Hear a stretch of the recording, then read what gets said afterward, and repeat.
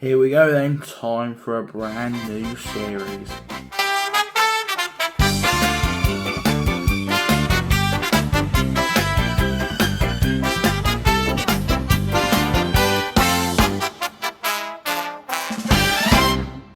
Hello everyone, it is Game Day. Welcome to a brand new video here on Game Day RL. In fact, welcome to a brand new series here on Game Day RL. Yes, welcome to the first episode of Championship Weekly. We've got a few questions to answer before we get on with the episode, so let's get to that now.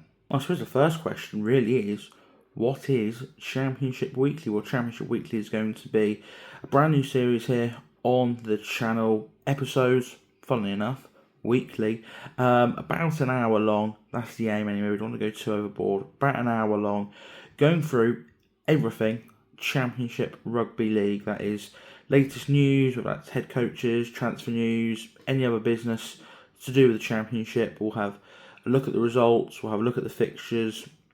We'll have big discussions on stuff going on in the Championship. So it's basically what the Rugby League show used to be, however, just entirely focused on the Championship. I wanted to split the Rugby League show up, have it in different bits, so we have other shows and other series come along, but the priority one I really wanted to get going, get started was Championship Weekly, because as I've said so many times, and as I made a big point about last weekend up in Oldham, Championship is a fantastic league. There's an audience there. We just need to showcase it. So this is going to be a little bit towards showcasing the Championship a bit more, putting a bit more of a spotlight on it, discussing it a lot more. Why are we starting this series now? Basically, just so we can hit the ground running for 2027. I don't want to start a brand new series January the 1st and then we're finding our feet as the new season starts. Let's spend the rest of this season doing some trial episodes, getting it up and running, so that basically, when the 2027 season hits, we've got the series already up and running and we can hit the ground running. By 2027, it will have a consistent release time. I want to have it so that at a certain time, on a certain day of the week, every week, you'll have a brand new episode. That should help sort of get people watching it when that it's going to be released at the same time every week. So we're going to spend the rest of 2026 finding our feet, maybe twiddling with formats here or there, trialling out a few different release times possibly, but by the time we get to the end of the season, and certainly heading into 2027, we'll have found our feet. We'll certainly hit the ground running with this brand new series. We're going to get underway with the first episode. Now let's have a look at some of the latest news coming out of the Championship this week. So latest news then, I say from the last week, I think it's actually ended up being about 10 days worth of news we've got. Let's start with some head coaches that have been announced for 2027. Two clubs have done that. Oldham, having announced that Alan Killshaw will remain in charge for the 27 season, and Kyle Trout will be in charge still of Hunslet for the 2027 season. Both of them sort of no-brainers really. Kyle Trout, steady pair of hands at Hunslet, building very sustainably there, aren't they? They're in League One, got promoted in the Championship last season, having a decent Championship season so far by sort of Hunslet standards. Managed to pick up a few impressive victories. Probably would like to have been a little bit closer to the playoffs, but still, they're definitely building something there, and they have no need to rip all that up and start again. And the same really for Alan Killshaw as well at Oldham. He's got him in the top three at the minute, level on points with second spot. There's no need to rip it up and bring in a different head coach when the current one's doing a perfectly fine job. Be interesting to see what sort of off-season Oldham have really.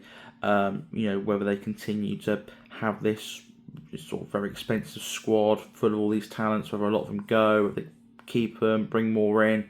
Be interesting to see, but at least they'll have some consistency with Alan Killshaw still in charge, so that is a very good call. Speaking of head coaches, Gulls Scott Taylor, he is leaving at the end of the season. He has spoken out about the Championship format, and like a lot of us, he is not a fan. He calls for reform in the Championship. The current format not sustainable for the smaller teams. Gould's most recent game, when he made this comment, was a 92 points to 6 defeats away to London Broncos. He makes a very good point that small budget, part-time team like Goul, and there's more. It's not just Goul, but a team like Goul going away to a full-time side like London, it's just not good for them. It's not good for the player welfare, and it's not sustainable. It's not competitive. It's not going to make an interesting league. These blowout games aren't going to make for a competitive championship. So yeah, I can completely understand his want for reform. I should imagine he, along with many others, would love to see the return of Championship and League One. Can you imagine how good this year would have been if we'd have had a League One promotion race, Championship relegation battle? It would have been fantastic. Let's move on to some player news now. Plenty of player news, some contract renewals, some brand new signings. We'll start off with Lewis Pilling at Salford. He has signed a new 2-year deal with the club. He's very highly rated within Salford. Every time Ryan Briley speaks about young players coming through, Lewis Pilling is normally sort of right at the top of that list.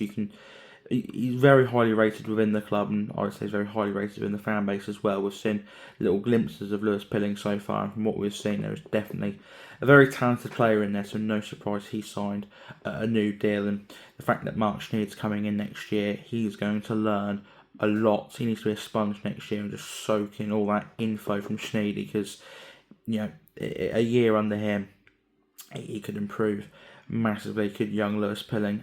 Someone at a different end of their career though, but still with links to Salford, former Salford player Junior Sa'u is going on for another year in the Championship. He'll be 40 years old next season, but he's signed up for Rochdale for 2027. He's still got the quality, hasn't he? He was a fantastic player when he was at Salford. He's still a really good player now for Championship level, and there's an experienced pair of hands at Rochdale side who are signing plenty of young players as well. One of them young players is forward Dan Hackney.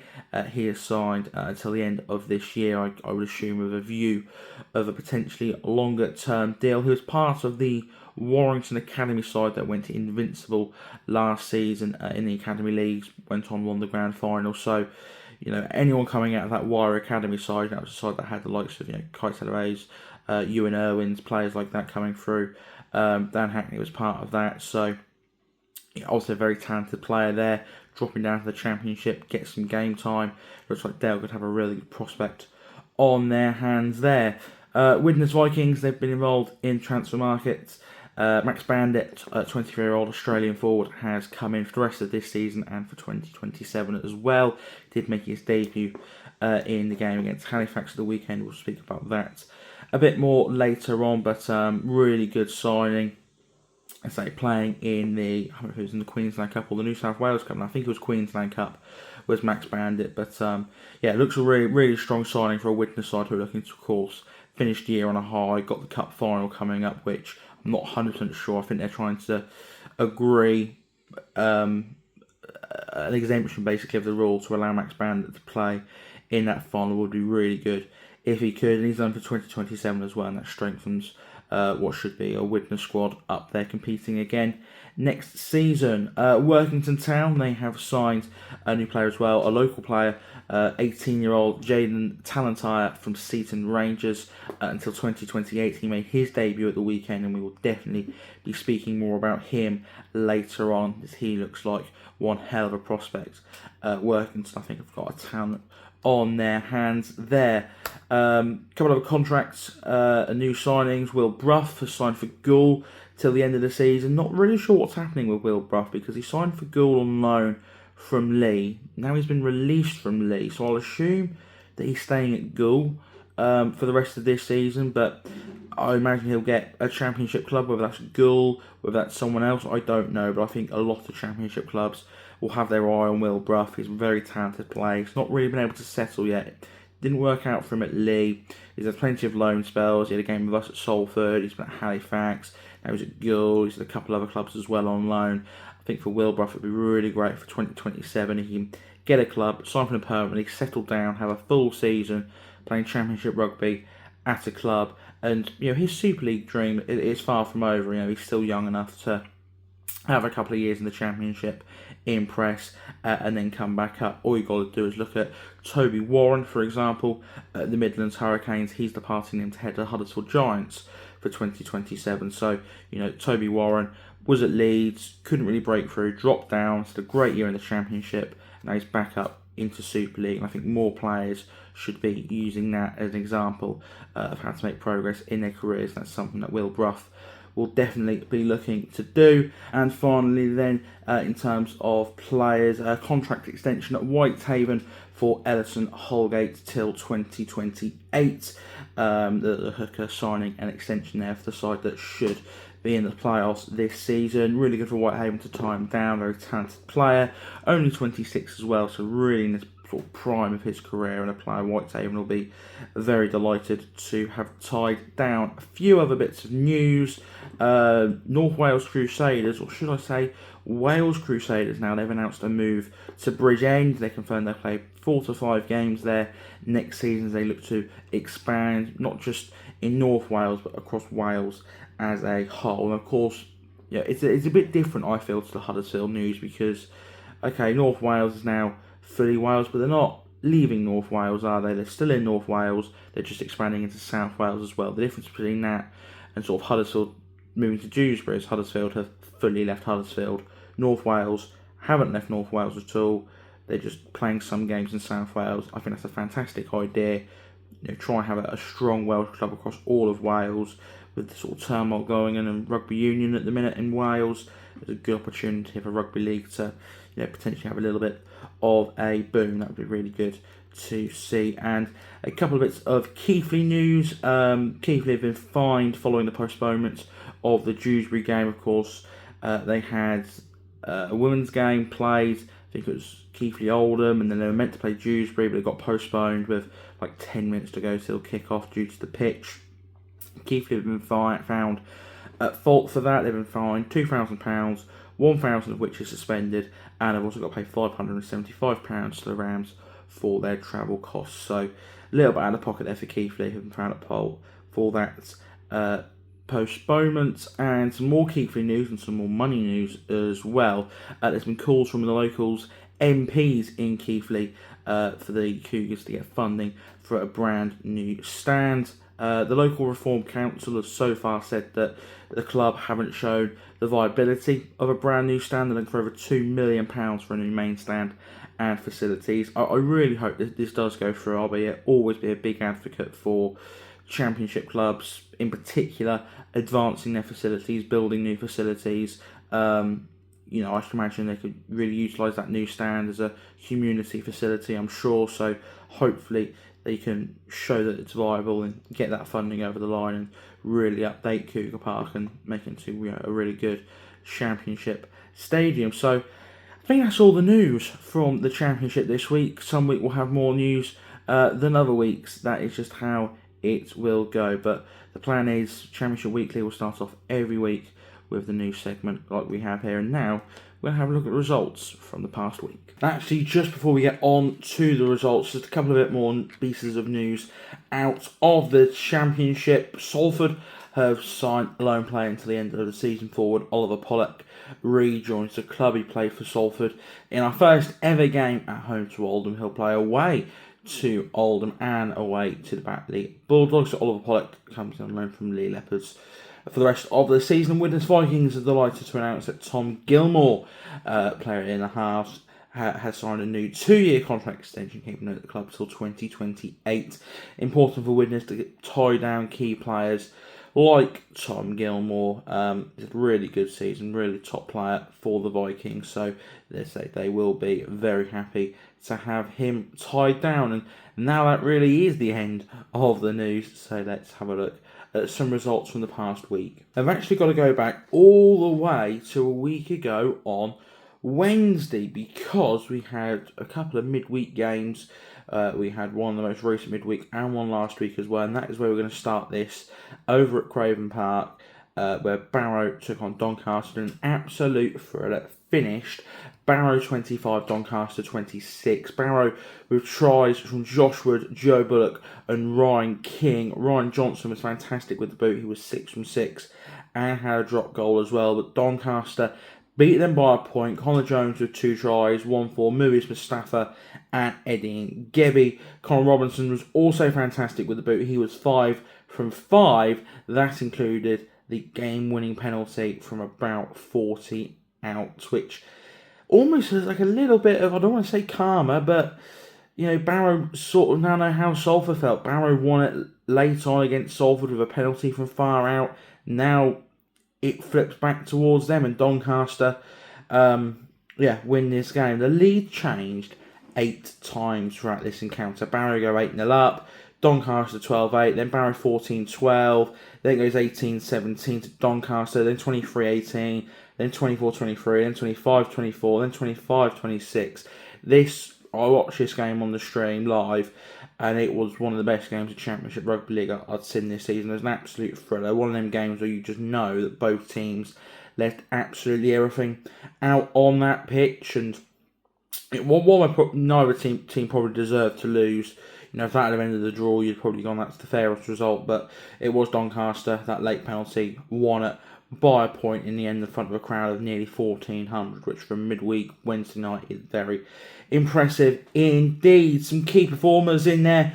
Mouz Mustafa, thought he impressed and played well. Jones with a couple of tries played well, and I mentioned Connor Robinson with the boot for Barrow. Ellis Gillam, Luke Broadbent had pretty good games for them. Ryan Johnson, I mentioned as well. I say 6 from 6 with a boot, plus that drop goal. The kicking in this game was, well, it was 100% from both sides. It was absolutely outstanding. And, well, as for what it does, league table wise, Doncaster now looking really strong for top 4. They do have an outside chance of a top 2 place. I can't see the teams above them dropping the necessary points for that to happen. So I think Doncaster are going to have to settle for a top 4 spot, which is still not a bad place to be, that's for sure. As for Barrow, they should hang on to 6th position. They could climb up higher, but they should hang on to a top 6 spot, is what I'm saying here. Sheffield do have a game in hand. They have 2 really, really tough games due to the Eagles, so you'd fancy Barrow to be in the top 6. It could even be a world where you see Barrow play Doncaster at some point in the playoffs. So if that happens, that promises to be an absolute thriller. That was a midweek game. Moving on to Sunday, then plenty of games. Swinton 60, Welsh Crusaders 10. A decent performance in the end from Crusaders. I know they've lost by 50, but I think you have to add context. They've lost some games by 100 points this season, and you've spoken to a couple of people who were there and said, actually having watched Crusaders like a couple of months ago to watching them now, you can see they're making improvements. And I think as a Crusaders fan, that's all you'd sort of want at this stage. You know that you're not going to get another win this season. I think they've got 2 more games. I think I'm right. Yeah, 2 more games. They've got Keighley and Midlands, so they're probably not going to win either of them, to be fair. But if you can just start to see some improvement performances, put up a decent fight like they did here, then they can pretty please themselves. Swinton, back-to-back victories now, and really are in actually a decent league finish, because they could end up as high as 12th, potentially come the end of the season if they were to win another game or 2. Tries for Swinton, 2 for Aaron Lynch, Josh Eves and Adam Jones. Reece Breers, Patrick Arvan, Harry Hine, Jack Stevens and Gav Rodden all got a try apiece. Jack Stevens was 8 from 11 with the boot, which is not bad at all. They did have a sin bin as well, did the Lions late on. Gav Rodden for a late tackle. Crusaders, they're 10 points. Connor Terrell and Bailey Dawson. That Dawson try came after that Rodden sin bin. Ben Fisher was 1 for 2 with the boot. Matthew Wellham, he got a sin bin on the 60th minute for a late tackle as well. So yeah, Swinton meet the expectations there. You always expected a team playing Crusaders this season to win, unfortunately. Swinton, off the back of that Derby win, maybe could have been a bit distracted still living off of that, but they focused, they got the job done, and picked up another victory, and actually just 1 point behind Salford now, so that's getting a bit tight, that's for sure. Just under 700 fans at Hayward Road as well. Over in Yorkshire, Batley 22, Keighley 18. This was another really, really good game that was decided in the 78th minute with a Niall Flynn try. Tries with Batley from Mitch Beadle, Darrell Alford, Alistair Leake. So that 78th minute one from Niall Flynn. Ben Reynolds was 3 from 4 with the boot, very impressive there. They did have a sin bin, Mitch Beadle for dissent. Interestingly, though, that actually helped Batley along. We'll get onto that in just a second. But Keighley, 18 points in the game. Tries from Alfie Dean, George Flanagan, and Connor Sainer. Matty Beryl was 3 from 3. They were leading a couple of times in this game with the Cougars. They were 12-6 up. They were 18-16 up, but in the end, just fall short. I said that Narflin try at the end being the deciding factor. But we said that Batley had a sin bin, and sometimes you get a sin, but you see it in football actually sometimes, and a team gets a player red carded. They actually play better with 10 men than they do 11. And that's what we saw here with Batley. They actually seem to have played better with 12 than 13. They got 2 tries while down a man. So actually that sin binning was a key moment in the game because it seemed to spur Batley on. They would have been 12-6 down when Beadle went off the field, and by the time he's come back on, they're 16-12 up. So, yeah, in the end, that's not really affected them. If anything, it's actually helped them get over the line. Good place for Batley. You've got to look at the old hands, I think, here, to be honest. Alistair Leake and Dane Manning. I mean, Alistair Leake is 34, who's had 284 appearances for Batley. You've got Dane Manning, who's had 232 appearances for Batley, 412 in his career. Leake's 34, Manning's 37. What you need to be a good side in the Championship is, of course, you need some talent, some youngsters, and all your normal stuff. But if you've got some really experienced heads, they can take you a long way. And that's exactly what Batley have got here with Leake and Manning. And even at their older age, more experience, they continue to really, really impress. As for Keighley, Barrow kicked well, 3 from 3, really kept them in that game. 40-20 as well from him. Connor Sainer played well at fullback. It's a decent performance from a Keighley side who have struggled this season. You look at that and they could have very easily won that game. It was a good performance. I think they'd be disappointed to have conceded 2 while having a man advantage, but I think they definitely have some positives to take from that game. And they've got a game against North Wales Crusaders next, which could help them up the table a little bit. There was no attendance from the Batley game. Moving on, Doncaster 44, Midlands 16. Quite a close game at half-time, 20 points to 10.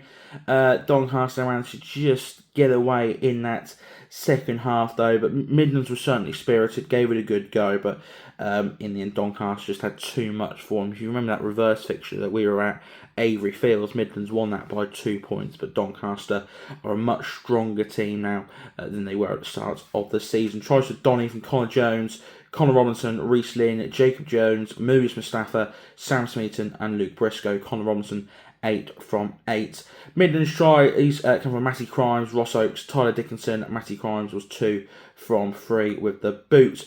You actually got, again, a lot of credit to Doncaster here. Connor Jones played well, again, out hooker. Robinson, 100% with the boot. Really influential with the halves. But again, that's the second game in a row now where he has been 100% with his goal kicking. And while it didn't matter as much in this game, it's still really, really good to have a confident and informed goal kicker, especially heading in to the playoffs. And a really impressive performance from Doncaster, because having played midweek on that Wednesday, they could have been tired, they could have been a little bit off at heading into what is certainly not an easy game against Midlands. And let's not forget, Midlands are a playoff side, so it certainly wasn't going to be an easy game. But Jones ran the play from dummy half, and Robinson was really good, as he often is. They'll fancy their chances in the playoffs with Doncaster, that's for sure. As for Midlands, Lewis Ellis was as creative self as ever. A player that, well, if you ever watched the Rugby League show, we sing the praises of a lot, and we'll continue to sing the praises of. Matty Crimes is a top quality winger. I think when we come to do a team of the season at the end of the season, the winger spot is going to be very competitive, but I think Matty Crimes is definitely in with a shout. He got a try, and his kick right at the end of the game for the Tyler Dickinson try, who also had a good game, was really good. So, spirited Midlands performance, but Doncaster just too strong for them, unfortunately. 15-33 there at the... it's not the Eco Power anymore, is it? It's like the Club Doncaster Sports Village. They've changed names that recently. I always lose track of when teams change their names of the stadiums. Moving on to one I definitely know the name of, though, the Shay. A low-scoring but very thrilling encounter. Halifax 10, Widnes 11. Widnes will be just delighted that they've managed to get 2 points, relieved more than anything else that they managed to get over the line, but what they weren't happy with was the injuries. They got Gilmour with a drop goal that was the deciding point in the end. That was actually to give them a 7-point lead. Halifax got a try back, but it was that drop goal from the manager signing a new contract, Gilmour, that was the difference. But they had injuries to Lewis Hall, Matty Fozzard, Nathan Connell, and new signing Max Bandit. So we said Max Bandit had signed, makes his debut, gets injured straight away. So 4 injuries, all of them in the first half, I believe. It took some character from Widnes to get over the line here, because Halifax, yeah, they've had their struggles, but they're a good side, and they're a very tough place to go this year. You get good crowds there, just under 1,600 there. Would have been a good travelling support from Widnes, but Halifax always bring a decent few as well.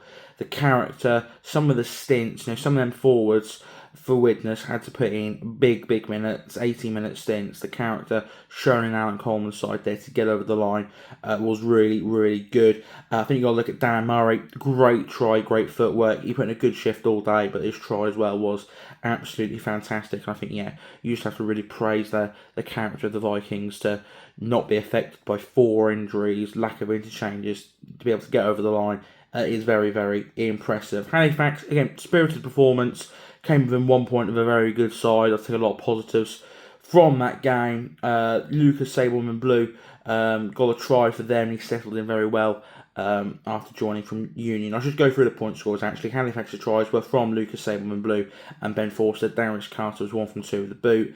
Mike Butt and Dan Murray were tries for the Vikings. Danny Richardson 1 from 2 with the boot. Tom Gilmour's drop goal was the difference. Good performance from Halifax against what was a very injury-hit Vikings. Widnes will be, I think they've got a dip in the loan market now. I think they've got to get a couple of loans because they've got the cup final coming up. They've still got 2 more league games, and they're going to have at least 2 games in the playoffs, are they, I suppose? So, yeah, they're going to need some reinforcements, that's for sure. But they're a good side. If they can get some of the players back before the playoffs, they're a very good team. That's for sure. Moving on to the game we were at from the weekend then. Oldham 34, London 24. Oldham stunning the Broncos. First defeat of the season for London. Missing out the chance to wrap up the League Leaders Shield. Oldham giving themselves a fighting chance for second spot. Tries in the game. There is a full video out on the channel of this game, so you can check that out after you've watched this. But just to go over it quickly, Luke Forber got 2, despite reports saying he got a hat-trick. But no, Luke Forber got 2, Tom Forber got 1. So there was 3 tries for Forbers, but 2 separate ones. Tries as well for Josh Drinkwater, Ben O'Keefe, and Jake Bibby. Morgan Smith was 5 from 7 with the boot, pretty decent there. Tries from London from Lewis Bieniek, Neil Tremambe, Elliot Vallis, and Ben Hersey-Horde. Dean Hawkins 4 from 4 with the boot. But I can't sit here and pick out individual Oldham players, not really, because all 17 of them played absolutely outstandingly. It would be unfair of me to just pick a few out. To a man, all of them were absolutely outstanding, and if they play like that in the playoffs, they've got a good chance of winning them. For London, I think it's good for them. I think it was good for them to lose. It was a wake-up call. It knocked them down a peg. They were too sloppy. They had too many errors. I think they would just got a bit complacent, possibly. I really do. You saw signs of it, didn't you? They went away to Widnes. They won, but they only won by 6 points. And you thought, these might not be invincible after all. Perhaps someone could beat them. And we went to Oldham, said Oldham had a chance in front of about 1,400 fans. They did exactly that. They got the victory, and London now know that they can't be complacent. There are teams in this league that can beat them. It will be a wake-up call. I would not want to be playing London in the next game, that's for sure. They will come back with a point to prove, that's for sure. They're still favourites for the playoffs, of course, but that's a wake-up call for them, that's for sure. Moving on to Derbyshire now, technically. Sheffield Eagles 28, Hunslet 26, one of the games of the round. Aidan Doolan, we'll have to speak about him in a second. He was outstanding in this game. Sheffield tries, Joe Brown, Connor Bauer, Alex Foster, Billy Walkley and Greg Eden. Jordan Abdul's 4 from 5 with the boot. For Hunslet, Jaden Hatton, Miles Harrop, Harrison Gilmore, 2 for Aidan Doolan, and then Aidan Doolan 3 from 5 with the boot. I feel for Aidan Doolan massively here. He missed a kick late on to level it up, 28-28. There may have even been a drop goal possibly to then go on and win it for someone. And Hunslet deserves some. Hunslet were the better team in this game, if we're being honest. And Aidan Doolan was absolutely outstanding. And he's a weird player, Aidan Doolan, because I really rate him. I quite like him. I remember him getting put in the cash squad, and I think it was when Dwyer went on loan. I said, "But you've got Aidan Doolan. Why don't you use him?" And they went, "You're having a laugh, aren't you? We're not playing Aidan Doolan in Super League." I think he's just got a little bit of an issue at the minute, Doolan, where he's clearly very, very good in the Championship, but maybe he's not quite at Super League level yet. I don't know. I'd be very interested to know where he goes. I think he's only on loan at Hunslet at the minute. Whether he keeps trying to break into that cash side, or whether he maybe does like a Toby Warren or a Will Brough, drop down to the Championship, sign for a top side. Maybe sign for a Sheffield who are up in the playoffs, for example. Sign up for one of the top teams, impress there, and then maybe you'll get another Super League chance. Aidan Doolan is a quality player, and whoever has him next season, I hope he plays regular games next season wherever he is, because he's a quality player, that's for sure. And Hunslet will feel hard done by here to not get something out of the game. Sheffield Eagles once again very grateful for the kicking of Jordan Abdul. He has won them points on his own, basically. I think to the games against Salford as a prime example, they probably won both of them thanks to Jordan Abdul's kicking. Here again, more conversions, setting up tries. We're going on about Jordan Abdul's fitness, but he doesn't need it. He's got the kicking game, and to be honest, in the Championship, if you've got a kicking game, stop the fitness. Everyone else can do the running. You can just kick the ball about and absolutely control the game. That's what Jordan Abdul does. So, that was a brilliant pickup from Sheffield Eagles. Having Greg Eden in as well, still a quality player. And Billy Walkley, I do want to mention Billy Walkley because I think he could get a Super League chance. He came through at Salford. I think he may have even played a couple of games for us, and it just never really worked out. I think he went off to Keighley, now he's at Sheffield, but he just never fully broke through at Salford. I think the wingers we had at the time, the likes of Joe Burgesses and Ken Seos, and then Ethan Ryan's and Neil Crosses turning up. We were at a stage of where we were Super League playoffs. It's a shame it's not a player that came through now, basically. Again, we spoke about Matty Crimes being a possibility for one of the wingers in the team of the season. He's got to be there as well, and he's still at an age, Billy Walkley, where he could have Super League in his future. I think there could be some Super League clubs. I'm thinking, look, your Bradfords, your Yorks, your Cassers, your Huddersfields, maybe in a Hull FC, a little bit lower down in the table. Maybe keeping an eye on Billy Walkley as someone to get it going in Super League, because I think he's earned it. Top quality winger. I think he's earned a run out in Super League, and I hope he gets it one day. Top quality player. So, Sheffield get the 2 points there in front of just 570 fans. That move to Sheffield FC's ground in Derbyshire, I don't like that particularly. I quite like their old ground at the Olympic Legacy Park. Because it was right in the city, weren't it? It just had one main stand and that was it. But the actual location of it, I thought was pretty good. It was good parking. Train stations weren't far away. It was in the city centre. Now they've got one that's not even in the city of Sheffield. It's not even in Yorkshire. It's in Derbyshire. So I wouldn't really agree with that. But hey ho, it is what it is. Moving on, we've got 3 more games to have a look at, including one that happened very, very recently, Wednesday night, in fact. But a couple more from Sunday to go through yet. Whitehaven 34, Dewsbury Rams 12. This was a very entertaining game. 3 sin bins in this game. Jack Keller and Dan Coates both got sin bin in the 60th minute for some fighting, and Ethan Bickerdike got sent off right after the Uta had gone, in fact, I think, for some dangerous contact as a try was after a try had been scored. In fact, there's a Whitehaven try that had been scored, and then he managed to get sin bins, so 3 sin bins in this game. Dewsbury tries from Tom Delaney and Bailey O'Connor. Bailey O'Connor was 2 from 2. He had a good game, didn't he, O'Connor there. But for Whitehaven, Brad Brennan, Ben Pearce, Jay Wetherill, Ellison Holgate, who's just signed that new contract, Woody Walker with the tries, Kieran Walker 6 from 6, and Mark Shackley. I didn't want to mention him in the news. I wanted to mention him here in the game. Mark Shackley was 1 from 1 with the boot. Absolute Cumbrian rugby legend. He's retiring at the end of the season. To be fair, the fact that he was even back playing rugby league was brilliant news in itself. He retired, about 4 years ago, had knee injuries, but he came back. He's put in a very good year in for Haven. Now he's retiring again, but I think there's no doubt in my mind that he is a Cumbrian rugby league legend. He's got 111 Haven appearances, 140 for Workington Town. They produce some good rugby league players out of Cumbria, and Mark Shackley is one of them. So really great for him to, well, get a conversion. Great moment for him at the end there. And he is going to end his Whitehaven career and his rugby league career with a playoff campaign. Whitehaven, what has happened to them recently? 8 wins from their last 10. A few months ago, they were 17th in the championship. 17th. They looked nowhere near the playoffs. They had 5 points. So after 12 games, they had 5 points. Now, after 22, they've got 21 points. Their place in the playoffs is sealed. Where has it come from? I really, really do not know. 8 wins from 10 games. That's fantastic. Both Walkers in this game were fantastic. Woody in on loan. Kieran Walker as well. Really, really good. I think they've just found a winning formula and they've just built the momentum. And once you get momentum behind you, that can be really, really powerful.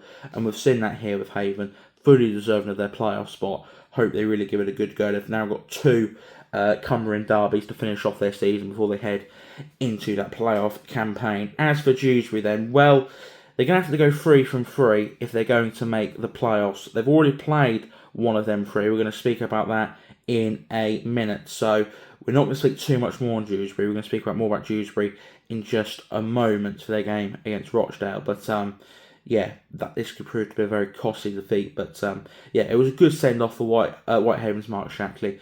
Really good to see a legend get a send-off like that, a conversion at the end. I do like that sometimes when that happens, especially if it's not going to affect the end result. So yeah, he's going to finish off in the playoffs. Whitehaven have qualified for them. One more game to speak about from the weekend, and then we've got that midweek Dewsbury one as well. This one also came from Cumbria, Workington 20, Rochdale 22. Another really close encounter, but Rochdale, very impressive performance. They had a bit of a comeback here. They were 14 points to 6 down at one point in this game. Looked like Workington when they get the job done. They had tries from Oscar Doran, Mason Luthwaite, Zaran Galea, and Jaden Talentire.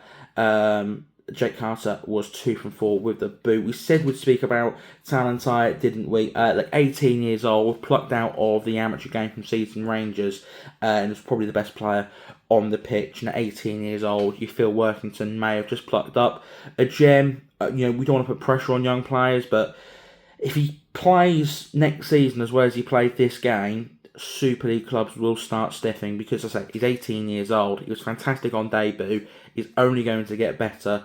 Workington, they've got a hell of a player there, and while I guess they'd love to keep him forever, I generally think there'll be some Super League clubs sniffing around him at some point. He was absolutely fantastic.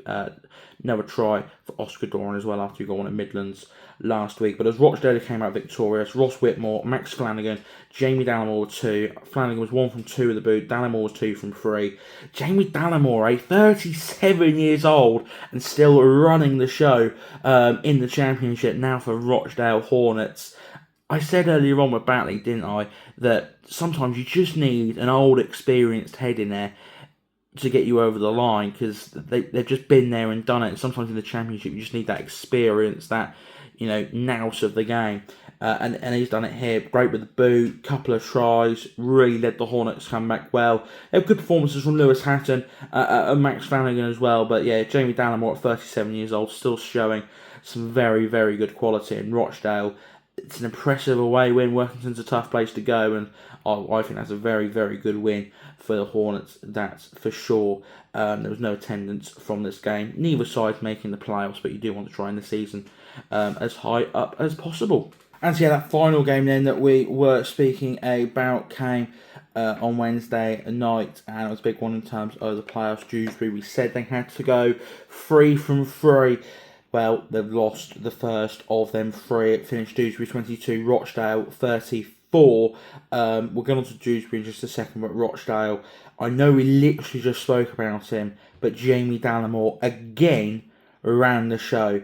He's 37 years old, and in the space of 4 days, he has dominated 2 games of rugby league. The man is absolutely unbelievable. Led the show again. He was 7 from 8 with the boot. Rochdale tries came from Matty Unsworth, TJ Boyd, Jamie Dallimore, Jordan Syme, and Jaden Days. That Jaden Days one was absolutely crucial because it was 22-28, heading about 3 minutes to go. So Dewsbury was still in the game. They could have got a point. A point could have been really valuable to them.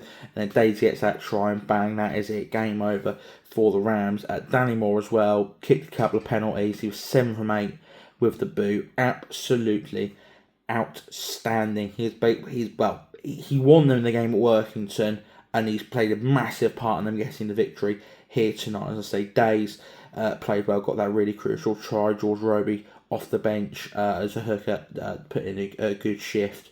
Another try for TJ Boyd, he picks up quite a few, doesn't he? But for Dewsbury, they're on the edge now. They have to win 2 from 2. Absolutely have to. They'll need to hope that Batley slip up as well. We'll speak about that when we go to the fixtures.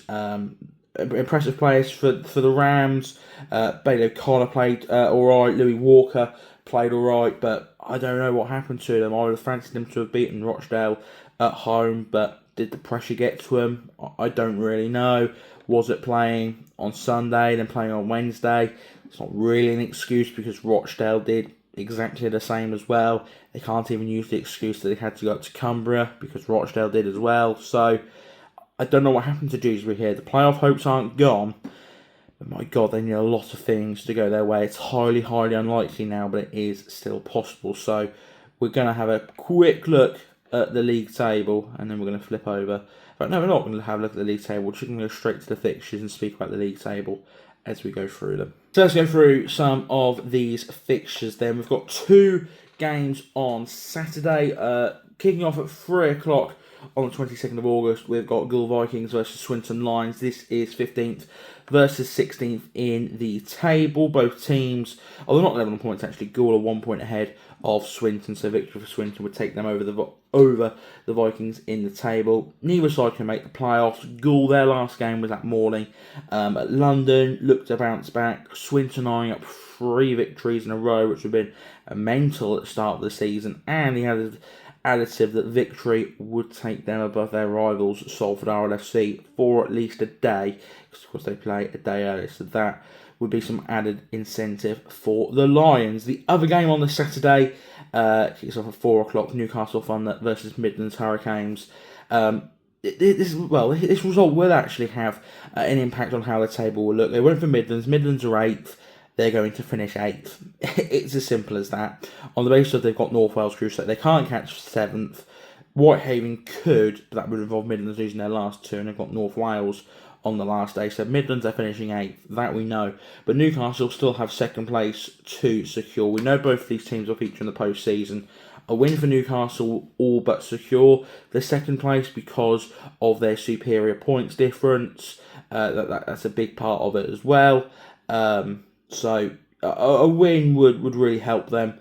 Currently on a 12-game winning run as well in the league. So you'd fancy Newcastle to get the job done here, get the win, and let's say not mathematically secure 2nd place, but really put them in a good spot to secure that as well. It could also potentially still be in that league leader shield fight, but again, it's going to have to be a massive points difference over Turn and London losing 2 games in a row. It's not going to happen, but mathematically at least it is still possible. A big Cumbrian derby. It's not as big as I thought it was going to be now. When I wrote in my notes, this kicks off on Sunday at 3 o'clock. All of these games actually are now Sunday at 3 o'clock. What's that, 8 games that kick off 3 o'clock on Sunday? Yeah, 8 games that kick off all 3 o'clock on Sunday. My phone might blow up because I've got notifications on for everyone, so my phone might just give up on Sunday. At the time, I said Haven might be confirmed in the playoffs by kickoff, and as it turns out, yes, they are in the playoffs by kickoff because Dewsbury did lose on Wednesday to Rochdale, so they're in their spot. So actually, this game doesn't really mean too much. Whitehaven know that they're going to be in the playoffs. They're going to be 9th or 10th, so they're going to be away from home in their playoff game. Just a matter of who they go to. They could yet go to Barrow, to be fair. This is Barrow's last game of the season. If they were to win, then 6th place, or a top 6 spot, I should say, is basically theirs at this point. Even with a defeat, with the fixtures that Sheffield Eagles have got, I still think they'd be fine for a top 6 spot, but it is possible that they could get overtaken. But this is Barrow's last game of the season, so they look to end on a high, go into the playoffs. If they come 6th, trying to think what that would mean. It would mean they are away in a playoff game, but it does mean that if they lose, they get a second chance. So you definitely want that top 6 spot, because even though you're away, you do get your second chance. I think that's what you want most. You want that second chance if you lose, so, or a bye if you finish in the top 2. So, but if you finish top 2, you still get second. I don't know how the playoffs work. I really have to learn that for a couple of weeks' time. We will learn it, I promise. So Cumbria and Derby to finish off there. Whitehaven in good form, so we're not going to write them off here. They're a playoff side. They're on good form. They could go to Barrow and do something there. That should be a hell of a crowd up in Cumbria as well. If that's not past 2,000, I will be surprised. Right, the game of the round. Game of the round for me, Dewsbury Rams versus Batley. I mean, it was already massive. It's crucial now for Dewsbury. Here's the permutations for what Dewsbury need. Dewsbury need to beat Batley. Simple as that. If they lose to Batley, if Batley win, they're in the playoffs. Simple as that. Dewsbury need to win. If they win, they go within 2 points. Batley will still have a superior points difference. Dewsbury could do with a decent sort of 20, 30 point victory here to just narrow that points difference margin down a bit. Then we head into the last round. Dewsbury play Newcastle. It's going to be a tough game, but I don't know if Newcastle maybe rotate a little bit with playoffs in mind. Maybe their eyes off the ball. I think Dewsbury are at home for this one. So, if they're going into it knowing they need a win, that's got to be extra motivation. They could go over the line and get that win, but they'd still need Batley to lose. So, Dewsbury season, if they win here, could rest in the hands of Salford RLFC. Yeah, you thought Salford were out of the playoff picture. Well, yes, in terms of us finishing in there, but we could still decide who ends up in there. If Dewsbury win here, then we'll head to Batley, knowing that if we beat Batley, they could drop out of the playoffs. So that could be a very interesting final day. Or Batley win, they're in the playoffs, and we all go to Batley on the last day and just have a nice day. Simple as that. So who knows what could happen. We'll have to wait till next week to see what happens there. But yeah, that's an absolutely massive game. One of the games of the round, that's for sure. Yorkshire Derby, Doncaster versus Sheffield Eagles. Doncaster currently 4th, Sheffield Eagles 7th. We spoke about Sheffield already. They do have a chance of top 6, but they've got Doncaster and Widnes in their last 2 games. They've had a really poor record against the top 6 this season. I think they're coming 7th, which would give them a home game. It does mean if they lose, they don't get that second chance, but it gives them a home game against one of Whitehaven or Batley, which should fancy them to go on and win. So it should mean they get at least a win in the playoffs, but they'll give Doncaster a good game, and I think Donny will have too much for them in this one. Doncaster do have faint top 2 hopes. What they need to do, Donny, is win both of their games and then hope one of Newcastle or Oldham lose both of their games, which, if we're being realistic, I don't think is going to happen for Doncaster. It is fully just set on sealing that top 4 spot, because Widnes and Barrow are only 2 points behind. Barrow aren't going to overtake them. They've only got 1 game left and the points difference is too much. But Widnes could overtake them, possibly. Widnes have Workington and Sheffield. I can't remember who Doncaster have on the last day. I'll have to quickly get that up. Now, Doncaster on the last day are away to Gills, so they're probably not going to lose that one. So Doncaster should have top 4 wrapped up. So home game, second chance. That'll be a really good top 4 finish from them. I think will be really, really positive, and I think they'll get a good win here at home against Sheffield. Hunslet versus Rochdale. This one's very simple. Hunslet are 14th, Rochdale are 12th. There is a little bit, I suppose, of, well, not bragging rights, but league position up for grabs here. A Hunslet victory would take them above Rochdale in the league table. So basically, neither side are making the playoffs. It's just a good game for them. A game that represents a good chance of getting a win and finishing a bit higher up the table. It's as simple as that. Rochdale could be eyeing up 3 wins in a row, to be fair. Really strong end to the season. I mean, there is a world. Well, I rule out Rochdale. Rochdale still mathematically are in with a shout of the playoffs. I realise here that I have sort of ruled them out, but they're not actually mathematically out the playoffs. Oh no, they are mathematically out the playoffs, because both Oh no, no, they could. No, they are still in the playoffs because Dewsbury could win one, lose one. Batley could lose both. Rochdale could win both, but it is a nearly 400 points difference that need to overturn. So realistically, Rochdale aren't getting playoffs, but it could come very close. It could be a really strong end to the season for them. They'll go 100 looking for 3 wins in a row. If Hunslet play like they did against Sheffield, though, they'll fancy their chances against the Hornets. Right, moving on then to Clough Lane. London Broncos versus the Halifax Panthers. This is first versus 19th, although if you actually take away Halifax's points deduction, they're 11th, so that gives you a better idea of where they actually are as a side. They're a much better team than 19th suggests. I feel sorry for Halifax. I really, really do. Because London, they need a win to secure the League Leaders' Shield, but they got a point to prove. You know, after losing their last game, people laughing at them and saying, oh, Super League, you're having a laugh. They're going to want to prove a point. I think they're going to stick quite a lot on Halifax. I feel sorry for the Panthers already. I think they're going to get an absolute mauling. A win will secure the League Leaders' Shield. Halifax, they're going to win 19th. I don't think they can actually climb higher. They can't climb higher than 19th. It's been a turbulent season. They're just glad to have a club, as quite a few teams in this league are, to be fair. I was fully set on next year, having a strong squad, and if it's still this same playoff top 10 format, they'll have a chance next season, that's for sure. So, they'll hope for a less turbulent year last year. They're going to finish 19th, and I think they're going to get a bit of a mauling here. A game featuring 2 of the bottom 3. Now, North Wales Crusaders versus Keighley Cougars. North Wales 20th.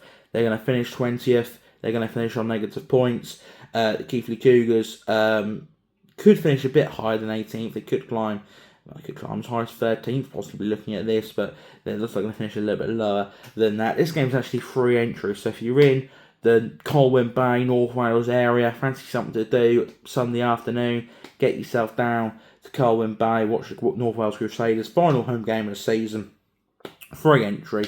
Hopefully they get a decent crowd in. We spoke about Halifax having a turbulent season. Of course, North Wales have had an even more turbulent and rough year. Again, another club just happy to still be existing and very much looking to next season. I don't know what to think of North Wales because Halifax do still have a strong squad. North Wales, very mismatched squad. They're going to need some decent recruitment, but they'll build. I think their rebuild's going to take the longest out of all the rebuilds in the Championship, but they will get there with time, that's for sure. They've got some good people back in charge now, it seems, playing some games in South Wales, real growth and expansion on the mind. So they'll be back, Crusaders, they'll be back challenging. It's a real shame because, you know what, if North Wales had kept the squad they had at the start of the season, I think they could have challenged playoffs, but unfortunately, it wasn't meant to be. You'd expect Keighley, who have had a poor season themselves, to be fair. 4 wins, only 4 wins, 2 draws, but only 4 wins from 22 games. It's been a poor season for the Cougars. They'll want to go a bit better next season, but good chance here to end the season with a decent victory. Oldham, they take on Salford this weekend at Boundary Park. Oldham 3rd, Salford 13th. We're going to Salford in just a second. Oldham, 3rd after that fantastic victory over London, looking to keep the pressure on Newcastle. Of course, we'll know the Newcastle result before this game, so if they lose to Canes, then Oldham know they've got the opportunity to climb up into 2nd. They'll have even more motivation than what they will have. Even if Thunder win, they'll know that a win for themselves will keep it alive. If they lose here and Thunder do win against the Canes, then that's basically game over because the points difference will be too much for them to overdo it. They need Newcastle to slip up and for themselves to go 2 from 2. And for being brutally honest, I think they will beat us. I mean, I can't sit here and be honest and say, I think Salford have got a chance. When last week I watched Oldham put in one of the best performances I've ever seen and beat London, I can't then sit here and say, but I think Salford might do them though. I just can't. We'll give it a good go. It'll be our first game since that Swinton game, so hopefully we put in a bit more effort at least. Look, my mindset was Salford, just get these 2 games played and then just focus on 2027. Look, we've done the aims for this year, pretty much. We're going to play all the games. We've won 7 games, which I think is more than what most people expected us to get. We've given it a good go. We've played some good stuff. We're building, we're improving. and it's just about continuing that improvement into 2027. Really, I think it's going to be a really good year for us, really exciting year. So I'm quite happy for this season to end. It's been a turbulent year, as you would expect, but one where we've headed in the right direction. Yeah, I'm looking forward to 2027 to continue heading in that right direction. But yeah, I think we'll lose this one. To be honest, I think we will. I think we'll lose this one. The final game then of what is, well, a rare occasion where all 20 teams are playing on the same weekend. This must have been Featherston's bye round because, yeah, all 20 teams are playing this weekend. The final game, Widnes Vikings versus Workington Town. Widnes currently sits in 5th. Victory will probably seal a top 6 spot. They would like to try and get ahead of Doncaster. I hope Doncaster slip up, maybe sneak into that top 4. It is unlikely, but they might sneak up in there, get a home game instead of an away game in the playoffs. But it looks like they will be in the bracket where they'll get a second chance. Look to finish the season strong. I don't know who they've got on the... Oh, they've got Sheffield, haven't they? Because they've got Sheffield on the Thursday and then London on the Monday in the cup final. So, yeah, Widnes' eyes will be elsewhere. I think they'll probably throw that Sheffield game, to be fair, and field loads of youngsters. So, I think 5th's the best for what they're going to get. Final home game, end it on a high, ignore the Sheffield game, and then go attack that cup final against the Workington side who... I mean, they're 17th, but they've had some very good performances this season, haven't they? But, say, down in 17th, probably roughly where they're going to finish. They probably will actually drop to 18th, because George Keighley are playing North Wales. It could drop down even lower. Of course, whoever finishes 18th then sort of finishes last of the sides that didn't get a points deduction. So, yeah, I think it's been a rough day for Workington. I think Widnes are going to want to put on a show for their fans for the last home game of the season. So that's your fixtures coming up. Full roster, 10 games, 20 teams. Still things to play for. Still one more playoff place to decide. Still who plays who in the playoffs to decide as well. So it's not all dead rubber. There is still some things to play for heading into the penultimate round of the season. And yeah, we will be at one of these games. We'll go through that now. And you can probably guess which one of these games we will be at. Yes, we'll be at Boundary Park for Oldham versus Salford. See if Oldham can keep the pressure on Newcastle Thunder. See if Salford could maybe spring a surprise. Hey, look, you never know. But realistically, it won't happen. But you never know. So we'll be there on Boundary Park. A video will be on the channel, just like the Oldham London video was. I've not checked what views they're on. I think that's like 3.5k views at the minute, which is like a... Well, it's easily a top 10 video, maybe a top 5 video on this channel. That for Championship Rugby League, that is, well, for Game Day Ireland in general, that's ridiculous. But for Championship Rugby League, that is utterly nuts. Especially as it doesn't include Salford as well. So thank you very much for that. But I said it after the video, I've said it all season, I'll keep saying it on here. Championship's a fantastic league. It's run awfully. The format's dreadful. The people running it don't know what they're doing. And it's not broadcast or showcased properly. But the actual product itself is fantastic. You know, I don't think there's been a round this season where there's been all dull games. Now, it helps having 8, 9, 10 games around, of course, because, you know, you're always going to get some good games, some bad games. But there's so many good games, so many exciting stories, so many big historic teams who just don't get highlighted in the way they should. You know, that Oldham London game should have been highlighted on the TV, spoken about. You know, it got the odd tweet out of an RL journalist, but all it really got was, oh wow, London have lost. And that was about it. And it should have been showcased and highlighted and advertised and promoted a lot more. And, you know, we're only small here on Game Day RL. We're a little community, but we're a growing community. We've just passed 1,700 subscribers, actually. And I personally think we could hit 2,000 before the end of the World Cup final, but we'll speak about that at a later date when we launch all the World Cup stuff. But World Cup, we're going big on the World Cup this year. We're not going to Australia, but we are doing plenty of content for that. I can't wait to get out. But yeah, heading back to the Championship, getting off topic there, it really is a fantastic league, and if I can do more to showcase it here on this channel, then I will. You know, I know I've had issues with people saying I can't do this and I can't do that, but I'm just being stubborn at the minute. I really want to showcase this game. You know, I mean, it's all good saying I'm not trying to replace anyone. There's nothing to really replace. You know, outside of official club media, there is no TV broadcaster. There is some fan content, but there could always be more. And, there's not podcasts speaking about the Championship or highlight shows of the Championship or stuff like that. There are loads of RL podcasts, but they all speak about Super League. It's almost like the Championship doesn't exist with these top journalists and stuff.